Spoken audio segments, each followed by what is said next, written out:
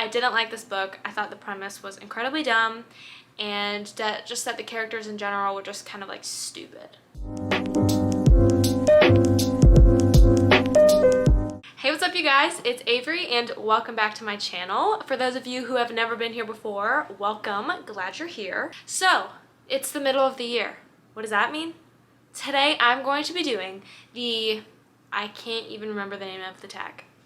The 2022 mid-year freakout tag. Book tag. Is the word book supposed to be in there? Mid-year book freakout tag, mid-year freakout tag, mid-year freakout tag. You know what? I don't think it matters. I'm going to be doing the 2022 mid-year book freakout tag.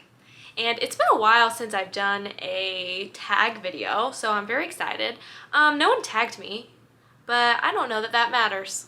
At least it doesn't to me. So if you have a problem with it, post up in the comments. But this tag is basically just a fun way to look back on what you've read so far this year and talk a little bit about what you loved, what you didn't love, new characters, authors, all that fun stuff. So I'm actually very excited to do this because, I don't know, I love to talk. I am officially tagging every single one of you watching this video to do this video yourself, or even if you don't want to make a video, comment down below and tell me the answers to your questions, because I always love hearing about the books people are reading so that I can add to my never-ending TBR pile. So, without further ado, let's get into it. The first question is, what is the best book you have read this year? So I know y'all are probably getting tired of me talking about this book, but I didn't make the questions, okay? Well, first of all, let me say, this is a very hard question to answer because I've read a lot of really great books this year, and it was hard for me to pick just one that I thought was the best, but I just keep coming back to this book as my favorite, so I think I have to go for it. And it is The Guernsey Literary and Potato Peel Pie Society. So, I made an entire video about this book when I first read it because I was flabbergasted, obsessed, shook to my core. So definitely check that out if you want to know more about this book. But it is funny. It's heartwarming. It's sad. It makes you cry. It makes you laugh. It's everything you would want in a book rolled into one. It's a book about a writer named Juliet following World War II, and she learns about this society on the island of Guernsey, which was occupied by the Germans during the war, and they created this literary society in order to kind of come together during the occupation and find a sense of community. Juliet is really interested and wants to go see them and meet them and learn more about the society so that she can write a book about them. Just all the relationships, all the characters, love them, love them. There's romance, there's family, there's friendship, there's a love triangle. Love to see it. Perfect. Perfect book that I could ever recommend. Next up, we have best sequel you've read so far in 2022. And this was not a hard choice because I've only read one sequel, as it turns out, and that is The Wicked King by Holly Black. So this is the sequel to The Cruel Prince, which is the Folk of the Air trilogy by Holly Black. So I'm going to talk about this book, but I'm also going to include the third book in the trilogy, which is The Queen of Nothing, which I also loved. I have also talked about the Cruel Prince trilogy multiple times on my channel. It's great. It's about a girl, a human, who is raised in the world of fairy, where humans are basically hated, and she is trying to make her way up in the world of fairy to join the high courts as a knight. And there's a prince named Carden who hates her and makes her life hell. The main character's name is Jude, and she's a badass. And we see her kick ass, we see her scheme. There's also a bit of love and romance, and it's really interesting. It's a really good YA fantasy series, so I would definitely recommend it. Next up, we have new release you haven't read yet but want to. And I'm a little bit of a hypocrite because I made a whole video at the end of last year about all the books that I am looking forward to reading in 2022 that are getting released this year, and I haven't read a single one of them. Sorry. I just haven't read any of them yet. I don't know why. There's really no excuse for it. But the one that stands out to me that has been released already that I really want to read is Book of Night by Holly Black, so same author as before. But it's basically a book about a world where people can they have magic, but it's like through shadows, and so they can alter feelings, memories, and they manipulate these shadows is kind of what it's all about. I don't really understand, but you know, it sounds interesting. And it's about a girl named Charlie who is a con artist. Then someone from her past comes and kind of returns her into this crazy world that she was trying to distance herself from. To be honest, I don't really know exactly what it's about, but there is a magic of the shadows, and that is kind of what that's about. And so that seems really cool, and I really want to read it, especially because I really enjoyed the trilogy I just talked about, so I want to read something else by Holly Black. Next up, we have the most anticipated release for the second half of the year. So I, like every other single human in existence, is so excited for the release of Chain of Thorns from Cassandra Clare, which is the third book in the Last Hours series by her. So this is one of her many Shadowhunter books series. I literally can't tell you anything about this book because it would not only spoil the first two books, but it would also spoil the rest of the series that exist out there. But if you've never heard of the Shadowhunters books by Cassandra Clare, literally what rock have you been living under? But it's fine. It's fine. I'm gonna take you into the fold. It's a book series about Shadowhunters, which are half human, half angels, and they protect the world from demons. There's also vampires and werewolves and warlocks and all other sorts of fun magical creatures. And they're amazing, amazing books. So I'm very excited for this last book to be released. The end of Chain of Iron was like, I cannot handle this. So I'm ready for this one. Number 5, we have Biggest Disappointment. I've talked about this book a bit on my channel. I made a whole video for it. And that is November 9 by Colleen Hoover. I really, really, really disliked this book strongly. It's the only book I've ever given 1 star to. So do with that what you will. If you want to watch my vlog of me ranting about it, then you can go ahead and watch that because it's super fun. But I was not impressed by this book. I know Colleen Hoover is like the it girl right now, and I'll talk about her literally in the next question, so don't you worry. But I didn't like this book. I thought the premise was incredibly dumb, and that the characters in general were just kind of like stupid. Okay, so next question is biggest surprise. So this one goes hand in hand with what I've just talked about, because the last book that I read was It Ends With Us by Colleen Hoover, and I really liked this book, which was why it was such a big surprise, because I thought that I would hate it because I did not like November 9. I love this book. I gave it 5 stars. I also made a reading vlog for this video, but I really enjoyed this book. I think it's because the subject matter was a little more heavy in this book, so it felt more real, where November 9 felt just like really just like out of touch with reality. And so that one I really enjoyed, so definitely watch my vlog of that one if you want to know my thoughts on It Ends With Us by Colleen Hoover. Next up, we have favorite new author, either a debut author or just new to me. So for this, I picked Frederick Bachman, who wrote A Man Called Uva. I loved this book. I've also talked about this one a few times on my channel. I love this book so much, and I thought that Frederick Bachman was just an amazing author, like very, very good writer. He just makes characters that are so compelling. You just care about them so much. You want them to be happy, and he's hilarious. The dialogue in this book, hilarious. Uva is a hilarious character. It's about a man named Uva who is just kind of a grumpy, bitter old man who hates everybody, so hashtag relatable. A young family moves in across the street from him, and he's like, keep your loud, annoying children away from me, stay out of my life. And the couple's like, no, we're gonna be friends with you. And they literally force themselves into his life. And it's beautiful. It's heartwarming. I sobbed at the end. This one was featured in my Books to Make You Sob video because it did just that. I really want to read another book by him called Anxious People, which seems like, from what I've read about the plot, seems really funny, really good, kind of similar to this one, and I really enjoyed this one, so I think that I will definitely like that one since I loved this book. Next up, we have Newest Fictional Crush.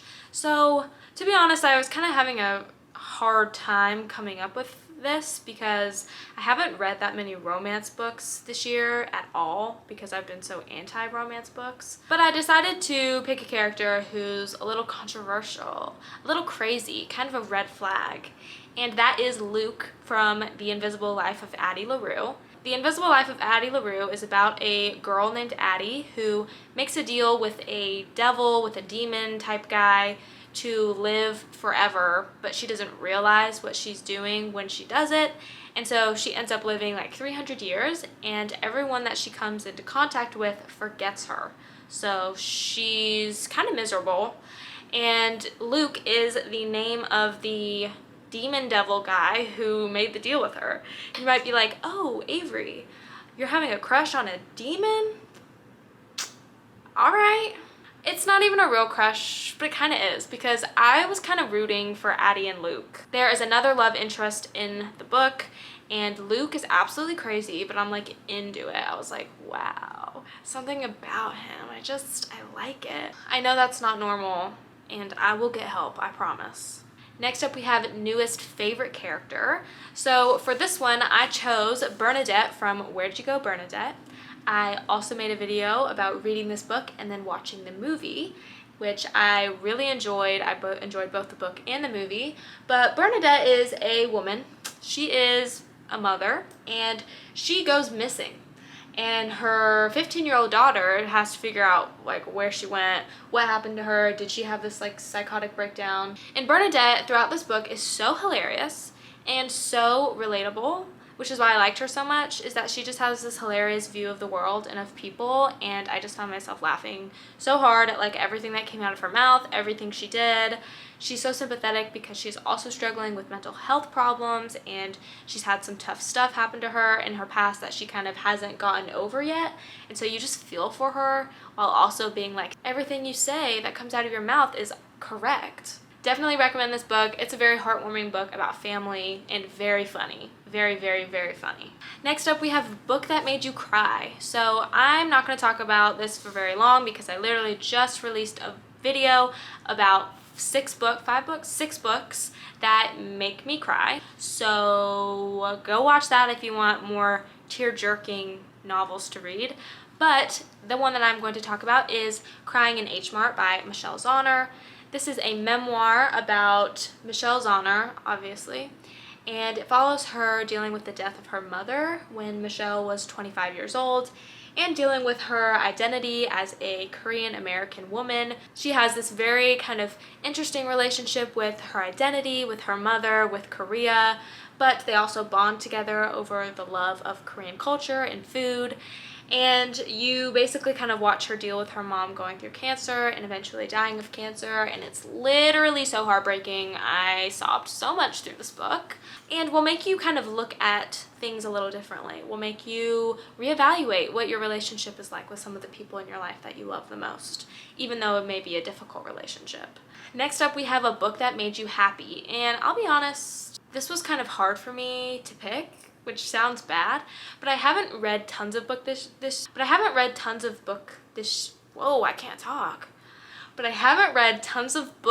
this year that just spark joy, like just joy. I've talked about a few of them, and I also didn't want to repeat any of them. So I have enjoyed so many of these books, but none of them were just like pure happiness. They're all other sorts of emotions, but one that did make me very happy is For the Love of Reading by Anne Bogle, The Delights and Dilemmas of the Reading Life. And this is just a short little book that my mom actually got me for my birthday, I believe. And it is a book of essays by Anne Bogle just about reading and about different aspects of reading and what it's like being a reader, someone who loves books, someone who loves to collect books. It's a really, really cute book. I read it in like a day because it's obviously super short. And everything she said was just relatable. If you love to read, it was like, yep, I get it. And you just kind of feel this sense of kinship with Anne Bogle because she gets it. Next up, we have the most beautiful book that you have bought or received this year. And so I assume that this means like the cover, that most beautiful, not like the most beautiful prose or the most beautiful message. And for this one, I chose How to Buy the Love of Reading by Tanya Egan Gibson, because look at it. Hello? So pretty. Like, that cover, I want to live there. Like, I just want to live right here, right there on that cover. This book is super cute, and I haven't read it yet. I got it for my birthday from my mom. But it is about a teenager named Carly who does not like to read, literally won't do it. And so her parents hire this author, I guess she's kind of like a failed author, to write a book specifically crafted towards Carly so that she will want to read this book. I think her parents are rich, so they want to have this like patron of the arts kind of thing going for their family, but this girl won't read, so they are trying to get her to do it. And yeah, that's kind of the premise. I think there's also a love story in it as well. Sounds really interesting. I just have not gotten to it yet, but it seems pretty good. And the last question is, what books do you need to read by the end of the year? Which is like, why would you ask me that? I'm so afraid. The amount of stress that causes me inside my soul is insane, because I feel like there's a million books I need to read by the end of this year, that I need to read by the end of my life. And that stresses me out. But it's fine. I'm going to answer the question. There are many, many books. I've literally chosen 4 because I just could find 4 on my bookshelf that I like really need to read. The bottom 2 shelves of that bookshelf are all books that I haven't read yet. And I also have 2 giant shelves at my parents' house, which also have books on them that I haven't read yet. So the answer to this question is quite a few. But the first 2 I'm going to talk about are, which one is this? Mansfield Park and Emma by Jane Austen. I want to read both of these books because I feel like saying that I am a huge Jane Austen fan without having read these books makes me a fraud. But I am a huge Jane Austen fan, okay? I've loved everything I have read by her. And so I need to finish her last 2 novels that I have not read. But I'll be honest, the reason I haven't done it yet is I think subconsciously I've been putting it off because I know that once I finish these 2 books, I'll never have another Jane Austen book to read for the first time again. And that's depressing. Like, that sucks. So I think that's maybe why I haven't read them yet, is because I'm just like, I don't want to finish, even though I know I can always go and reread. But I just need to go ahead and do it. I think I'm going to start with Emma because I have seen both movie adaptations of Emma, so I know the story of Emma. But I don't really know anything about Mansfield Park at all, so I'm probably going to save that one for last because I think that'll be a good way to end, is with one that I don't know anything about, other than the girl's name is Fanny, which is unfortunate. Another book that I want to read by the end of the year is Pachinko by Min-Jin Lee. You know what? This might be the most beautiful book I've bought or received this year. Look at that cover. That's insane. This one might tie with this one. They're just different. Like, that has a different vibe and that has a different vibe, but they're both so beautiful. But this is a book about a family that moves from Korea to Japan, and it's told throughout like many generations and just the different struggles they deal with, the different characters. I think it's Apple or maybe it's Amazon that made the series about it, so I do eventually want to watch that, so I know I need to read this before I can watch that. But this book is like a little under 500 pages, which is like, I can't do it. Like, I hate long books. Even though I may enjoy them, I just really wear out by the end, and so it's hard for me to pick up a 500-page book, but I need to do it by the end of the year, so I'm going to. And then lastly, a book that I want to finish by the end of this year, which I got almost a year ago, so it's been sitting in my room for about a year. I got it in England, and that is North and South by Elizabeth Gaskell. This is just a classic book that I have a lot of interest in. I just haven't picked it up to read it yet. I don't know if maybe I haven't been into reading classics right now just because I just was reading a bunch during my last semester of college, so it's kind of like maybe I just want a break right now. I really don't know much about the plot other than it is a love story set in the Victorian era. So sounds like something I would really enjoy. I just haven't done it yet. Also, I think it's because, guys, I know that I'm insane, but I think this is the reason. Like, the amount of words, the tiny font, and like the line spacing of these pages, that kind of stresses me out. I'll be honest, I don't love that. So that might be why I have not pulled the trigger yet, but I'm going to, okay? I promise. And there's many, many other books that I want to read that I have not read yet. Thank you so much for watching this video. I hope you enjoyed this tag. Like I said, if you want to make your own video, please let me know. I would love to watch it.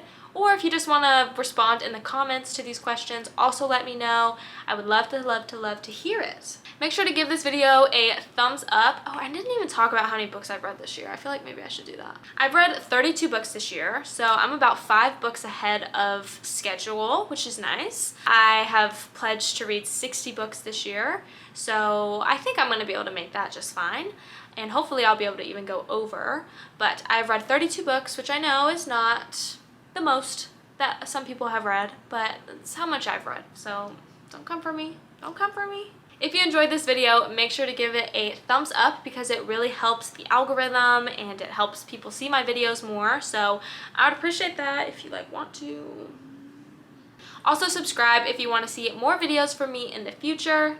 Thank you again for watching. I really appreciate it. You're a real one for this.